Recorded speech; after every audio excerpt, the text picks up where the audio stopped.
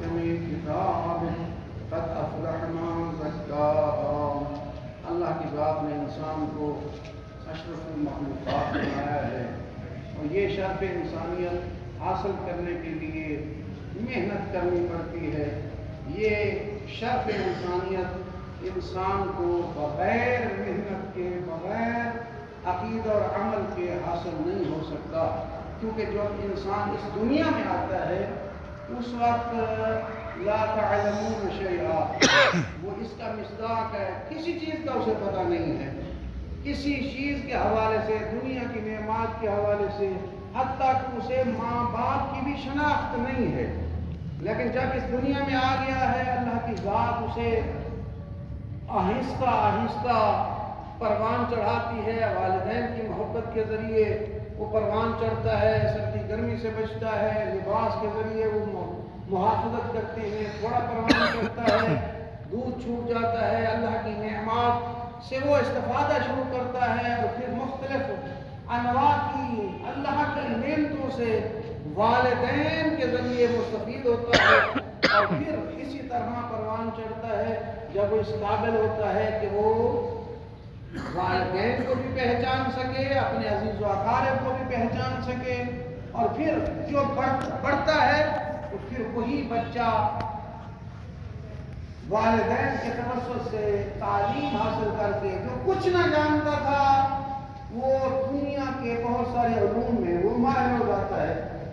لیکن کیا ہے کہ تسلسل ہے، جاہل پیدا ہوا ہے، اللہ نے جاہل پیدا کیا ہے اور پھر جاہل بچے کو اللہ نے اسباب مہیا کر دیے ہیں والدین کے ذریعے، دلوں میں محبت موجود ہے، رشتہ داروں کے دلوں میں محبت موجود ہے، اور پھر وہی پروان چڑھتا ہے. دنیا کے معاملات کو احسن طریقے سے انجام دینے کے لیے والدین کے ذریعے معاشرتی اعتبار سے بہت کچھ سیکھتا ہے، اور اسی طرح معاشرتی اعتبار سے والدین کے ذریعے دو تعلیمیں حاصل کرتا ہے. ایک تعلیم دنیا کی تعلیم ہے، معاشرے میں کیسے رہنا ہے، رہن سہن کیسے سر انجام دینا ہے، اٹھنا بیٹھنا کیسے ہے، اخلاق کیسے ہونا چاہیے، ادب کیا ہے، احترام کیا ہے، یہ معاشرے میں رہنے کا انداز اپنے والدین سے سیکھتا ہے کہ کیسے اٹھنا بیٹھنا ہے. اور پھر معاشرے میں کامیاب کیسے ہونا ہے، والدین اس کے لیے اسباب مہیا کرتے ہیں. اور وہی بچہ جو بے لباس پیدا ہوا تھا، بے علم پیدا ہوا تھا، اللہ نے اس کے لیے اسباب دنیا مہیا کیے، وہ پھر پڑھتا گیا اور پھر دنیا کے حوالے سے بھی علم حاصل کرتا رہا.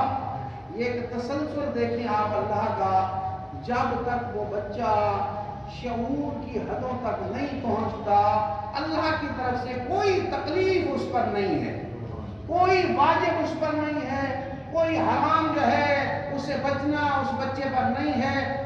لیکن والدین کے ذریعے اور معاشرے کے ذریعے پروان چڑھتا چڑھتا جب وہ حد بلوغ کو پہنچتا ہے پھر اللہ کی ذات چاہتی ہے کہ آپ کو حد بلوغ، یہ جوان ہو گیا ہے، پھر جوان ہو گیا ہے تو جہاں تجھے دنیا کا علم کا پتہ ہونا چاہیے وہاں تجھے یہ بھی پتہ ہو کہ اس عارضی اور فانی جہان سے اگر میں نے جانا ہے تو اس فانی جہان میں رہ کے میں نے آخرت کی تیاری کرنی ہے، میں نے قیامت والے دن کی تیاری کرنی ہے کہ جو ایک دن جو ہے قرآن کی آیت کے مطابق 50,000 سال کے برابر ہے. ایک دن قیامت کا ایک دن 50، یہ قرآن مجید کی آیت ہے جس کا ترجمہ بتا رہا ہوں کہ 50,000 سال کے برابر ہے وہ ایک دن، جس میں حساب و کتاب ہونا ہے، جس کے خود مختلف مراحل ہیں، ان مراحل میں انسان نے کامیاب ہونا ہے اور پھر یا ناکام ہونا ہے. لیکن اس کامیابی اور ناکامی کا جو ہے اہتمام اور تیاری وہ کہاں ہونی ہے؟ دنیا میں، قیامت میں نہیں، دنیا میں. دنیا میں عارضی دنیا میں آپ نے اس مستقل دنیا کے لیے اہتمام کرنا ہے اور اسی اہتمام کرتے ہوئے آپ کو شرف انسانیت ملے گا. یعنی اگر آپ اس دنیا میں اس اللہ نے والدین کے ذریعے آپ کو دنیا کے آداب سکھائے اور پھر میرا انسان آخرت سے جاہل نہ رہے، میرا انسان اپنے رب سے، رب کی معرفت سے جاہل نہ رہے، تو اسی اللہ نے اسی انسان کے لیے کتنا لطف کیا ہے کہ 1,24,000 انبیاء بھیج دیے۔ اس لیے میرے انسان کو بتاؤ تمہارا خالق اللہ ہے، تمہارا رازق اللہ ہے، تمہیں رزق دینے والا اللہ ہے، تمہیں موت و حیات دینے والا اللہ ہے، اور تمہیں اس دنیا میں بھیجنے والا بھی اللہ ہے، اس دنیا سے بلانے والا بھی اللہ ہے۔ جاؤ میرے انسان کو بتاؤ، میری معرفت حاصل کرے، اور یہ معرفت انبیاء کے علاوہ، انبیاء کے راستے کے علاوہ انسان کو حاصل نہیں ہو سکتی۔ دنیا کے آداب والدین کے ذریعے، دنیا کے اخلاق والدین کے ذریعے بھی اہتمام ہے، اور دنیا اور آخرت میں کامیابی کا دستور العمل وہ انبیاء کے ذریعے انسان کو بتایا گیا ہے۔ کہ انسان دنیا اور آخرت میں اگر تو کامیاب ہونا چاہتا ہے تو پھر انبیاء کے بتائے ہوئے راستے پر عمل کر، اور انبیاء کا راستہ اگر خلاصہ کیا جائے تو دو ہے، ایک صحیح عقیدہ، ایک صحیح عمل، اس کے علاوہ کچھ نہیں۔ یعنی جو بھی آپ دنیا کے حوالے سے بات کریں گے، یا تو عقیدے سے، انسان کی فکر، مائنڈ سیٹ اپ جسے آپ کہیں، انسان کی سوچ اور انسان کے یقین سے منسلک ہے، ہم اسے عقیدہ کہہ دیتے ہیں۔ جو بھی آپ بات کرتے ہیں، یعنی زہر مار دیتی ہے، یہ ہمیں اگر علم ہے، اور پھر اتنا یقین کی حد تک علم ہے کہ کھاؤں گا تو مر جاؤں گا، یہی عقیدہ ہے۔ زہر کے متعلق میرا عقیدہ ہے کہ میں نے یہ کھایا تو مر جاؤں گا، پرہیز کروں گا، یہ عقیدہ مضبوط ہے تو پرہیز کروں گا۔ اگر نہیں پتا ہے مجھے کہ یہ مجھے کچھ نہیں کہے گی، نہیں، بندہ آتا ہے اللہ اکبر، معاشرے میں غلط فسادات اور غلط عقائد پھیلانے کا انداز یہی ہے۔ جیسے زہر کے متعلق میں مثال دے رہا ہوں، بندہ آتا ہے، بھائی تو اسے زہر سے سمجھ رہا ہے، وہ بندہ خدا یہ تو تریاق ہے، یہ تو تجھے مرنے سے بچائے گا، یہ تو تجھے ہمیشہ کی زندگی عطا کرے گا، اور تو بہت زیادہ لمبی زندگی گزارے گا، یہ تو تریاق ہے، بڑی محنت سے بنایا گیا ہے، لہذا اسے کھا۔ اصل میں کیا تھا؟ زہر۔ بندے نے اس کی سوچ، اس کا عقیدہ اور اس کی جو ہے فکر کو تبدیل کیا۔ اس نے کہا زندگی تو میں چاہتا ہوں، ہر انسان چاہتا ہے کہ لمبی عمر ہو، ہمیشہ کی زندگی ہو، تو تریاق کھاؤں گا تو میری صحت بھی باہر رہے گی اور میں جو ہے لمبی عمر پاؤں گا۔ بندے نے اسے گمراہ کیا، اس نے کھا لیا، تو زہر نے یقیناً اثر کرنا یا نہیں کرنا؟ یقیناً اثر کرنا ہے۔ جب مر رہا ہوگا اس وقت سوچے گا اے کاش اس بندے کی بات نہ مانتا تو آج نہ مر رہا ہوتا۔ اور یہی تقابل اگر آپ جہاں جسم کی موت کے حوالے سے کرتے ہیں، یہی تقابل روح کی موت کے حوالے سے کریں۔ بندے آتے ہیں، صحیح العقیدہ افراد کو خراب کر جاتے ہیں۔ صحیح العقیدہ کیا ہے؟ مختصر الحمدللہ ہم اپنے بچوں کو پڑھاتے ہیں، کیا ہے؟ اصول دین 5 ہیں، کہ اصول دین 5 ہیں، اور یہ اپنے بچوں کو ہم پڑھاتے ہیں، اور یہی صحیح عقیدہ ہے۔ اس کے متعلق اللہ وحدہ لا شریک کو عادل ماننا، توحید کے متعلق صفات اور اس کے اعمال میں کسی کو شریک نہ ماننا، یہی اللہ ہے۔ اور اسی طرح نبوت کا عقیدہ ہے کہ 1,24,000 انبیاء جو ہیں وہ اللہ کی طرف سے اللہ کے نمائندے ہیں، جو انسانیت کی اصلاح کے لیے آئے ہیں، یہ نبوت ہے۔ اسی طرح امامت خاتم النبیین حضرت محمد مصطفیٰ صلی اللہ علیہ وسلم کے بعد جو آخری نبی ہیں، اللہ نے جو ہے اسی انسانیت کی اصلاح کے لیے قیامت تک ایک سلسلے کو جاری کیا ہے، جس کو سلسلہ امامت کہا جاتا ہے، جس کے فرد اول حضرت مولا متقیان علی ابن ابی طالب، اور 12ویں فرد جو پردہ غیب میں ہیں، امام مہدی عجل اللہ۔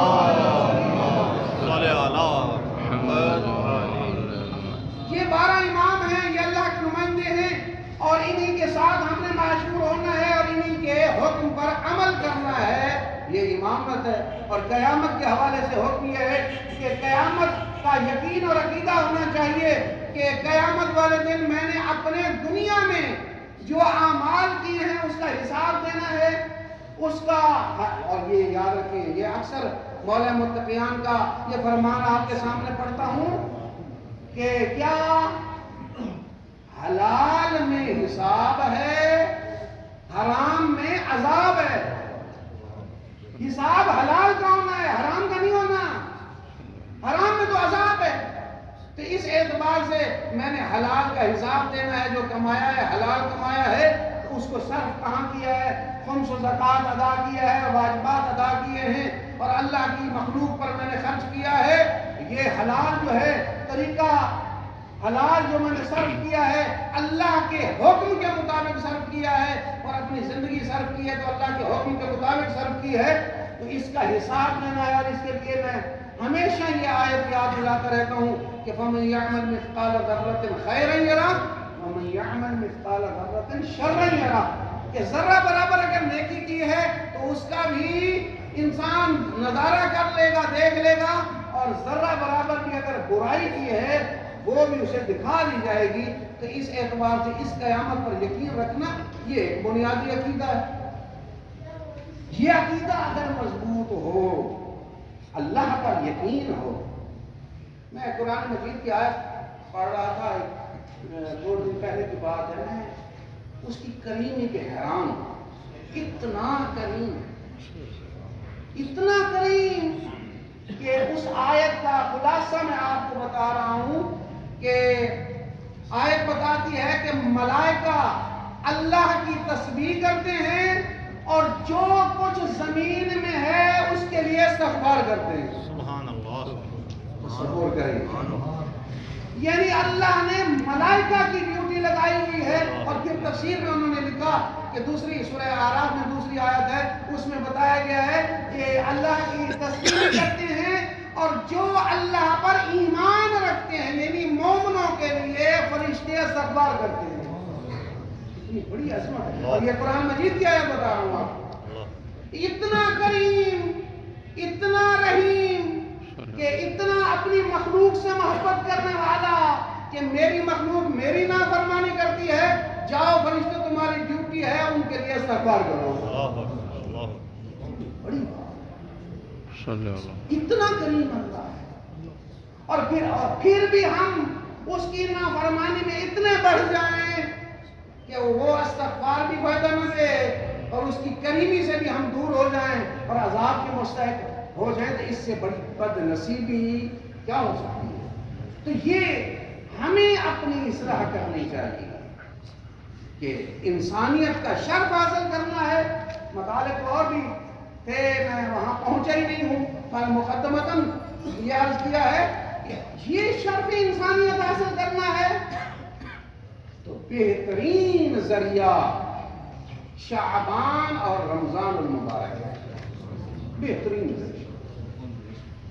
میرا موضوع اصل میں غفلت تھا، یہاں میں پہنچا نہیں ہوں کہ غفلت ہمارے ایک اس کا ہتھیار شیطان کا، پچھلے جمعے میں نے عرض کیا تھا کہ شیطان کا بڑا ہتھیار یہ ہے کہ وہ انسان کو مشرک بناتا ہے، اور یہ تاریخ گواہ ہے کہ وہ بڑے بڑے با ایمان لوگوں کو بھی اس نے مشرک بنا دیا اور وہ شرک میں مبتلا ہوئے، اور قرآن نے کہا کہ جو مشرک ہوگا اللہ اسے معاف نہیں کرے گا۔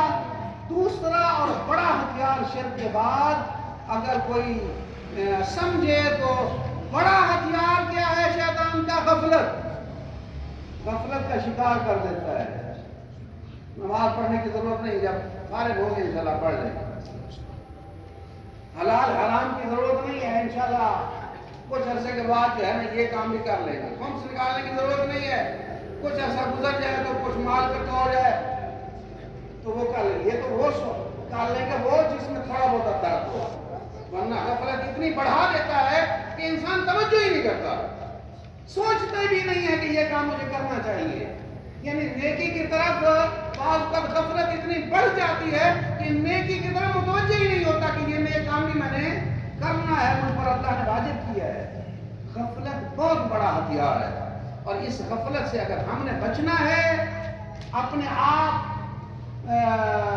کو جو ہے اس غفلت سے نکالنا ہے، تو یہ اکثر فرمان والے متقیان حضرت علی ابن السلام کا یہ ہمیں ذہن میں رکھنا چاہیے کہ الناس قیام اذا ماتوا فانتهبوا، کہ لوگ سوئے ہوئے ہیں، جب مریں گے پھر جاگیں گے۔ اس مرنے سے پہلے جاگنا ہے تو پھر واجبات ادا کریں، حرام سے بچیں، اپنا مال جو ہے وہ پاک کریں خمس و زکوٰۃ کے ذریعے، اور پھر جو شعبان اور ماہ رمضان کے مہینے میں اللہ نے برکتیں پھیلا دی ہیں، حتیٰ کہ مومن اور روزہ دار کے لیے سانس لینا بھی عبادت قرار دیا۔ اس سے بڑی بات کیا ہو سکتی ہے؟ سانس لینا بھی ایک روزہ دار کا عبادت ہے، اور اس عبادت سے مستفید ہوں۔ قرآن مجید کی زیادہ تلاوت کریں، اور قرآن ایک بہترین ذریعہ ہے غفلت سے نجات کا۔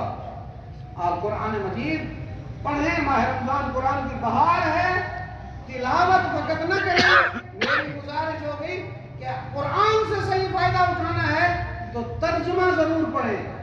آپ کو پتہ ہو کہ قرآن کے ذریعے اللہ ہمیں جو ہے کیا فرما رہا ہے، پیغام کیا دے رہا ہے، تو یقیناً انسان پر جو ہے وہ اثر ہوتا ہے۔ اللہ سے دعا ہے کہ اللہ اہل بیت کو صدقے انشاءاللہ ماہ رمضان کے حوالے سے مزید بھی اگلے جمعے عرض کروں گا۔